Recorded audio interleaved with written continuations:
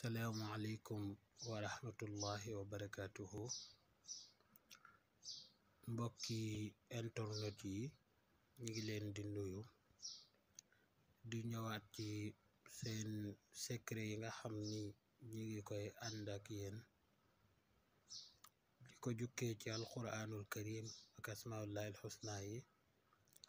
Kii ngeen di jàkkaar lool nag secret suratu yaasin la, mu gaaw lool ci faj aajo bu te ticc ak loo xam ni dafa urgent, moo xam lu nit ki di lijjanti la mu të wallaay xate-xate yoo xam ne nit daf ca nekk bëgg yàlla defal ko ci ak ndimbal. Bépp aajo boo ko jox daal àttan na ko te lu ci gaaw la lool.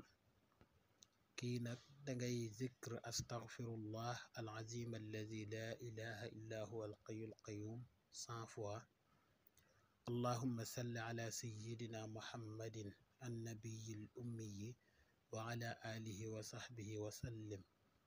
nga zikr ko 100 fois teg ci talsam bi nga xam ne talsamu suratu yaasin la, muy kashmasi fakaku salasi sasi amati, wala nga jàngee ko kasansin fakakun salasin sasa amatin.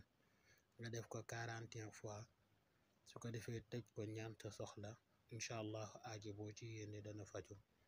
ñu ngi ñaan mbokk yi ñu yokk abonné te ñuy topp ci vidéo yi. dinañ ñëw ci yeneen secret yu am solo incha allahu rabbi.